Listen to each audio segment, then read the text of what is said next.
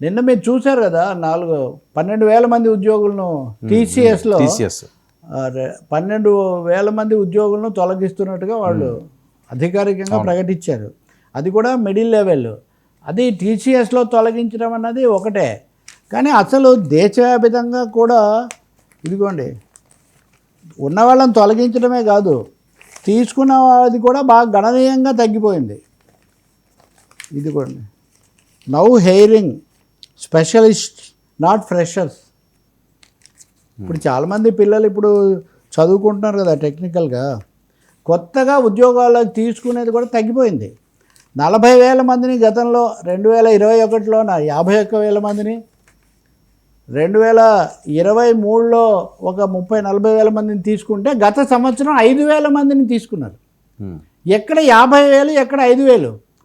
వీళ్ళు కూడా ఎక్స్పర్ట్స్, జనరల్గా చదువుకున్న వాళ్ళు కాదు, ఏఐ స్పెషలిస్టులు లేకపోతే ఇంకొకటి ఇటువంటి వాళ్ళనే తీసుకుంటున్నారు. ఇప్పుడు మీరు దాన్ని కలిపి చూడండి. నేను అదనంగా చెప్పదలుచుకుంది ఏంటంటే, మీరు 40,000 మందిని తీసుకోవడంలోనే తగ్గింది, తీసుకున్న వాళ్ళలో 12,000 మందిని అతిపెద్ద సంస్థే పక్కన పెట్టింది. ఈ 5,000 మంది టాప్ 5 ఐటీ కంపెనీస్ గురించి. టాప్ 5 ఐటీ కంపెనీస్ 5,000 మందిని మాత్రమే తీసుకున్నాయి. కొంతమంది అయితే 200 మందిని 100 మందిని కూడా తీసుకున్నారు.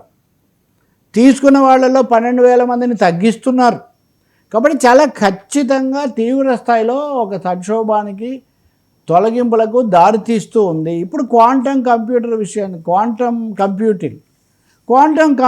విషయానికి వస్తే అది చాలా గొప్ప విప్లవాత్మకమైనది. ఇప్పుడు చంద్రబాబు నాయుడు మాట్లాడితే క్వాంటమ్ కంప్యూటింగ్ అంటున్నారు.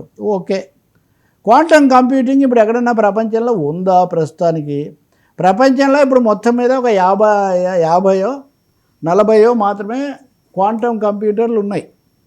అవి ఇంకా తయారు కావడం, దాని మీద పరిశోధన, దానికి సంబంధించినటువంటి టెక్నాలజీ, దీని మీద చాలా ప్రయత్నం జరగాల్సిన అవసరం ఉంది.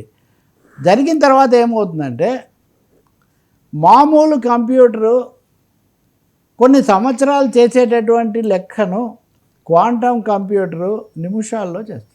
సో క్విబిట్ అంటారు వాటిని. సో అవన్నీ దాని మీద ఇప్పుడు వర్కౌట్ చేస్తున్నారు.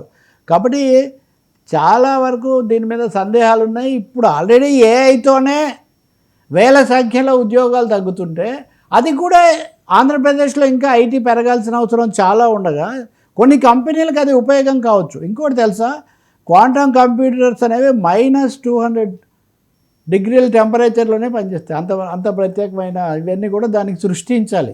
కాబట్టి ఒకటే సమస్య, ఐటీలో సరే టెక్నాలజీ రావాలి, అభివృద్ధి జరగాలి, అది నిజమే. కానీ ఇంత భారీ ఎత్తున ఉద్యోగాలు కోల్పోతున్న వాళ్ళను, అలాగే రేపు వచ్చే ఉద్యోగాలు రాకుండా అవుతున్న వాళ్ళను ఏం చేయాలి అనే ప్రశ్న కూడా, దానికి కూడా జవాబు వెతకకుండా ఏకపక్షంగా మనం ఇటువైపే వెళ్తూ ఉంటే మటుకు ఏమాత్రం మేలు జరగదు. ఇంకొకటేమో మిడిల్ లెవెల్ వాళ్ళని తగ్గిస్తున్నారు. ఇక్కడ చిన్నవాళ్ళను లేదా పై వాళ్ళను కాదు తగ్గించేది, ఇప్పుడు తగ్గించి కింది వాళ్ళని తీసుకుందాం, జీతాలు తగ్గిద్దాం అంటే జీతాలు తగ్గించే ఒక పెద్ద ప్రయత్నం కూడా ఉంది. ఇక్కడ ఉద్యోగాలు తగ్గడమే కాదు, ఈ ఇన్సెక్యూరిటీ ద్వారా వాళ్ళ ఉద్యోగాలను తగ్గించే ప్రయత్నం కూడా చాలా భారీ ఎత్తున జరగబోతుంది. సైమల్టేనియస్గా మీరు అమెరికాలో కూడా ఉద్యోగాలు తగ్గిపోయే ఒకటి, అక్కడ కూడా వాళ్ళు కూడా వెనక్కి పంపడం. మొన్ననే ట్రంప్ ఒక ఉత్తర్వు జారీ చేశాడు కదా, భారీ కంపెనీలు భారతీయులను సీఈఓలుగా తీసుకోవద్దు, ఇట్లాంటివి కూడా వాళ్ళు చెప్పారు. ఒకప్పుడు గర్వపడ్డాం కదా, సుందర్ పిచ్చే మావాడే, సత్యనాదేళ్ళ మావాడే, ఆమె ఎవరు